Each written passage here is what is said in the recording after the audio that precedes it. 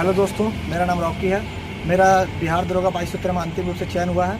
ये मेरा दूसरा प्रयास है। इससे पहले वाले दरोगा में मेरा सिलेक्शन नहीं हो पाया था, मेरिट नहीं बन पाया था, जिसके कारण मेरा इस बार जो तैयारी किया मैं आपको बताने वाला हूँ क्या क्या स्ट्रैटेजी है और किन किन बुक को मैंने फॉलो किया था।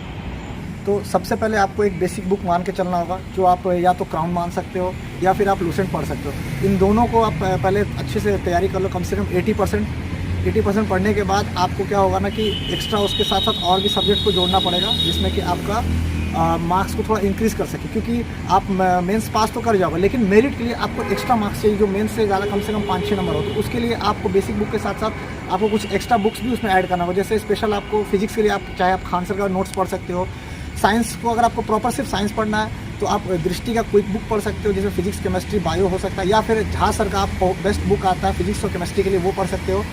और आप हिस्ट्री का ज्ञान बिंदु जीएस एकेडमी का नोट्स पढ़ सकते हो। लेकिन ये सब आपको लूसेंट के साथ पढ़ना होगा, लूसेंट आपको छोड़ना नहीं होगा, क्योंकि अंतिम रूप से आपको रिवीजन भी लूसेंट के साथ ही करना होगा। उसके बाद आप पॉलिटी आपके लिए हम मानते हैं कि लूसेंट बहुत है आपको। साथ में ज्योग्राफी का आप तारागणित आलोक का भी कर सकते हो। साथ में आप बर्नवाल भी एक ऐड कर लेना, जो कि आपको अंतिम रूप में जो आपको रिवीजन में काम देगा। फास्ट रूप से आप रिवीजन कर सकते हो। ये तो हमने आपको बुक बता दी है, जो बुक को आपको पढ़ना पड़ेगा। लेकिन आपको पहले स्ट्रैटेजी बनाना होगा कि पीटी से लेकर मेंस तक में आपको क्या क्या पढ़ना है।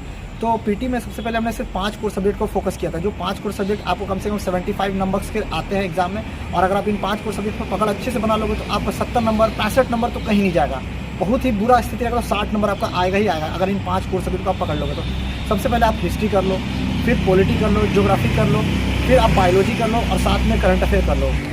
तो उन 4 सब्जेक्ट के बाद आपको रहेगा सिर्फ करंट अफेयर। करंट अफेयर के लिए आप तो स्टडी आई का 1 ईयर का सब्सक्रिप्शन ले सकते हो, या फिर आप एडुटेरिया का आप जो बुक मार्केट में आता है उसको फॉलो कर सकते हो। तो उसको भी पढ़ने का एक तरीका होता है कि आप सबसे पहले मंथली वाला 1 लाइनर पढ़ते जाओ, साथ साथ उसका टॉपिक आप कवर करते जाओ। तो ऐसा करोगे तो आप 1 महीना में वो 1 साल का बुक आप कवर कर लोगे। और हमने तो इन 2 बुक को फॉलो किया था, एक तो एडुटेरिया करंट अफेयर, दूसरा स्पीडी का। इन दोनों से ही मेरा कम से कम 20 में से 15 नंबर तो आ ही गया था एग्जाम में।